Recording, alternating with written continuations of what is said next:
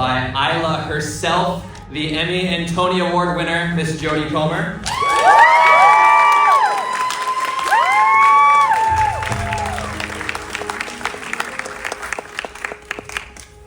And finally, our leading man himself, the Golden Globe winner, Mr. Aaron Taylor Johnson.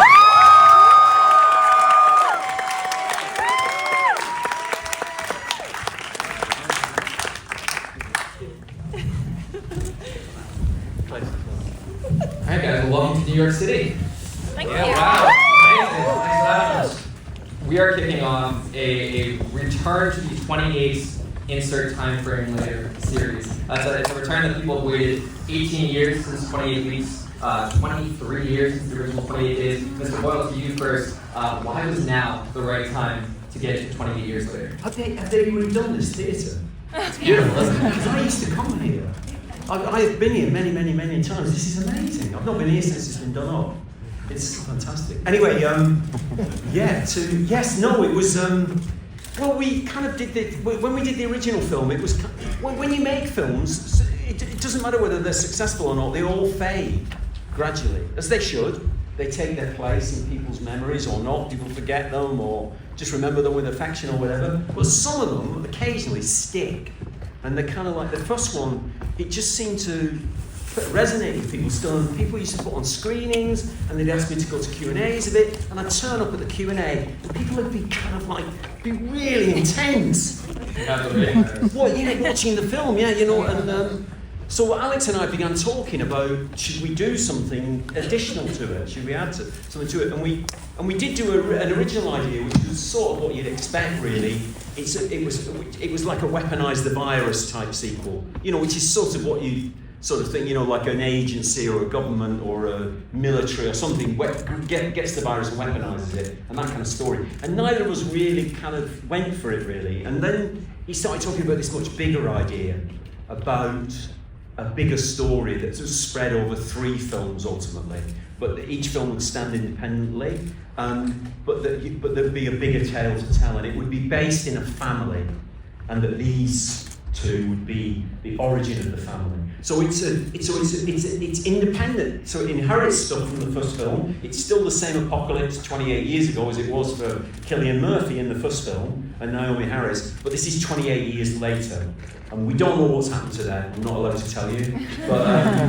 But these 2 are more than worthy stand-ins. Yeah. Before we get into Jamie and Isla, I wanted to ask you both, Jodie and Aaron, your relationship with the 28 Later franchise. What was your introduction to these movies?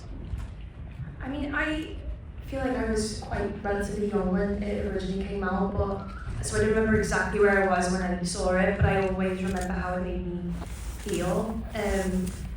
For something to be so original and so heightened and have this element of terror and fear, but ultimately be about human connection and really character focused and incredibly intimate at times, like that really struck me, to see our kind of society and London like visually in that way. I've never seen that before, and yeah, I mean, to work with Danny and Alex was the most incredible opportunity. So yeah, I always remember how it made me feel. I felt like I've never seen anything like it before. Yeah, I had the same reaction. I remember, at the time it was a very iconic filmmaking. Cillian walking through the streets of London was such a visual, had such a visual impact on you. I was probably about 11 or 12 at the time.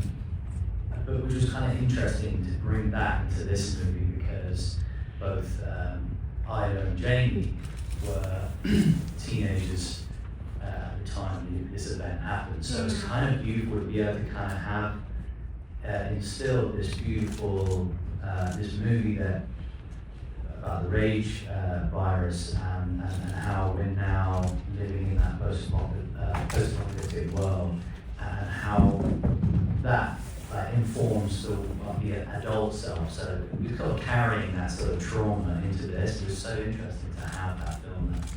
Yeah, both Jamie and Isla, most of their lives they've known as the rage virus world. Obviously, Isla, sticking with you, Jodie, she's sick in this movie. We don't know why, but she's bedridden, and she's not seemingly getting any better. But there was a time at some point in the past 28 years where she had happiness, because Spike is only 12 years old. Spike was born in the middle of this world. What can you tell me about kind of filling in that backstory for Ilo? Has it always been doom and gloom, or was there a sliver of hope in this post-apocalyptic world at one point? Oh my god, I think there was so much hope, and I think as you get to know her as the film progresses, you really get to see her true essence, and the relationship that she has with Spike is really quite beautiful and has its uniqueness. We had like 2 weeks rehearsals before we started, which was amazing because me and Aaron got in the room with Alfie Williams, who plays Spike, who's incredible, and we got to kind of go through every scene and plot it out. And what I kind of felt about Isla was that I felt like she kind of maybe had a relationship with the island beforehand, like maybe it was her dad had taken her over there. It's in the name. Yeah, I know. I mean, it's part of her.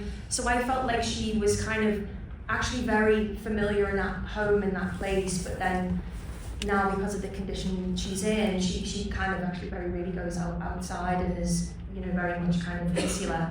But yeah, that was what we kind of thought.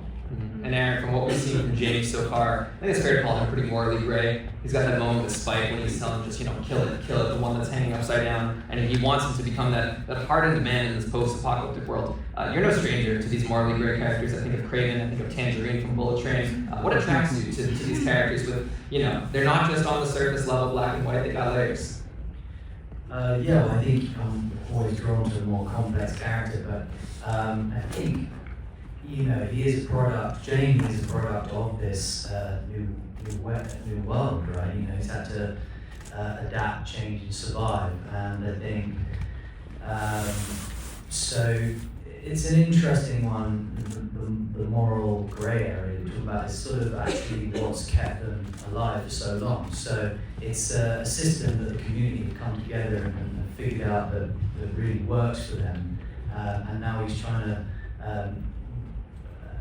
install that in his child, his son, and teach him the way of life, to continue this new way of life. And so, you know, it's interesting because it's the purity of that child that is coming to the world with curiosity and innocence, and like you said, never knew anything different. But we, as parents, are carrying the trauma of our childhood and projecting that onto him. So it's such a beautiful journey beyond what you guys have seen. That, but it comes with complexities, and I love that because it's so human to me, and there's flaws that come with that character specifically, and so yeah.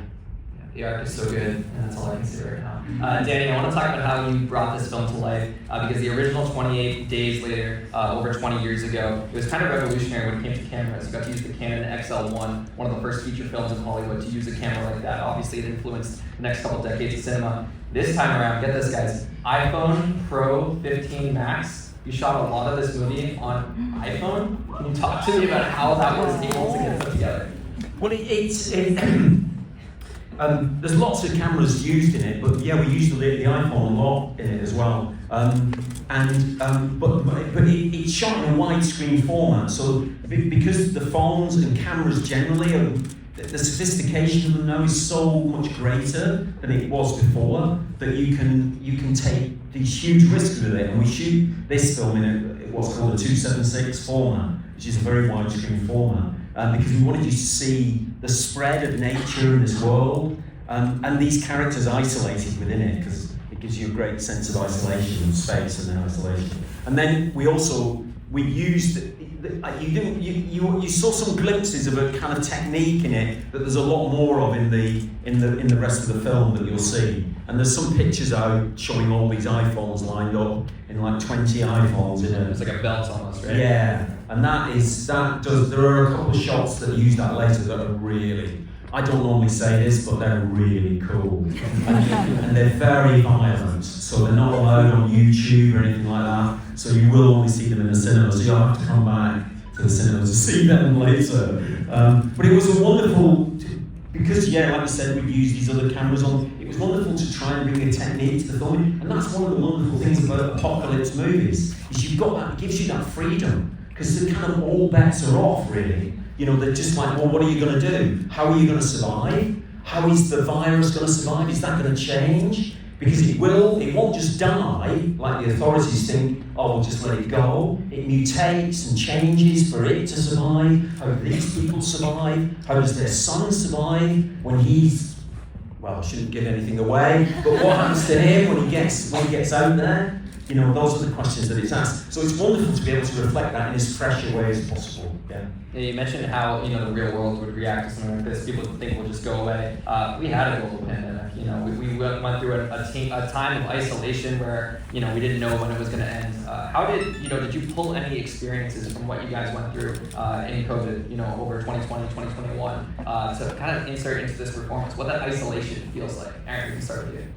Yeah, absolutely. I mean, it informs so much. I think I'm a father. I have children of my own, and my youngest is 13, same age as Alfie was when we were making this movie.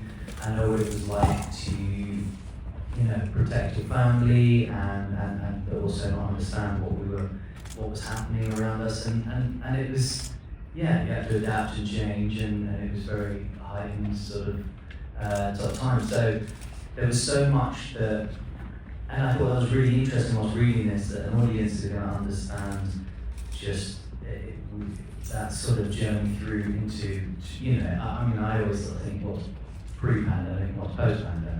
I sort of remember things before and after, and I'm sure there's a lot of children that were born,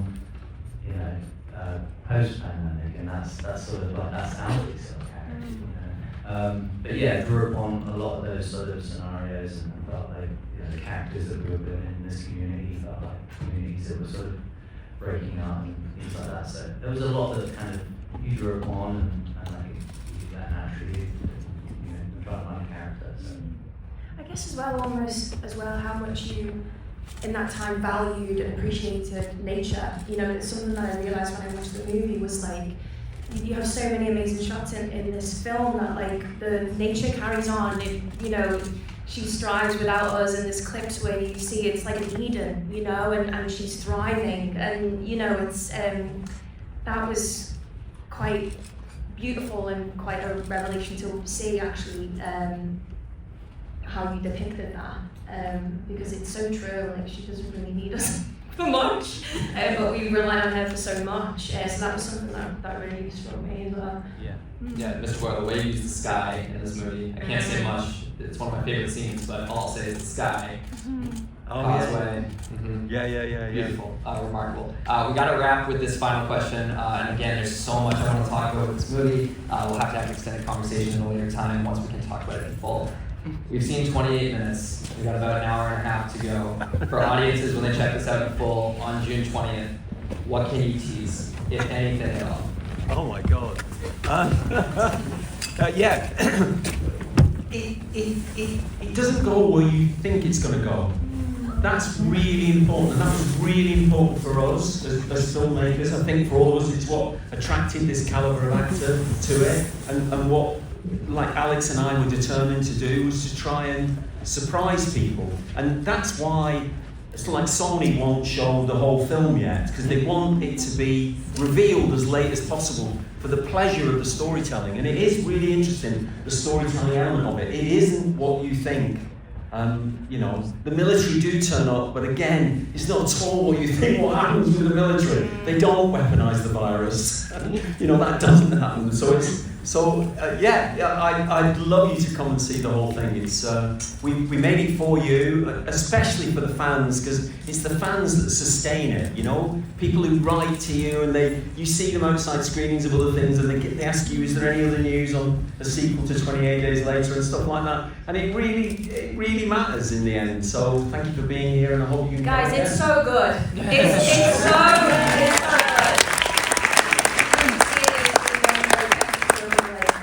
Wow.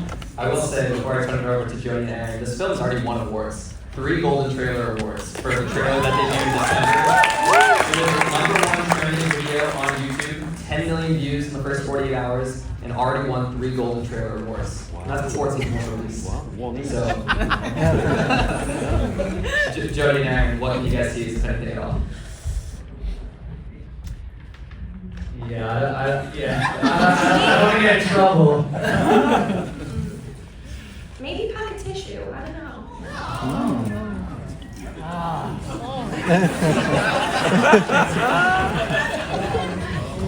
Aaron, I can't say much about Jamie, so that's why I turned it over to you. No, I'm gonna leave it with Danny. What he like, I think is the best.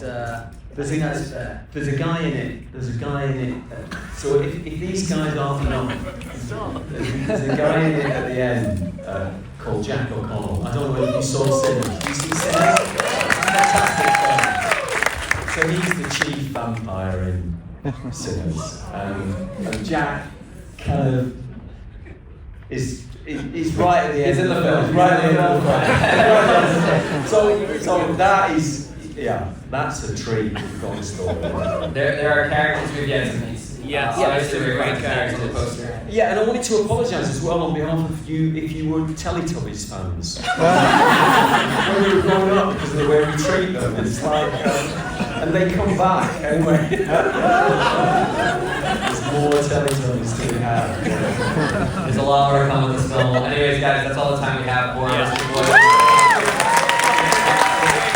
Guys, give it up for Cat.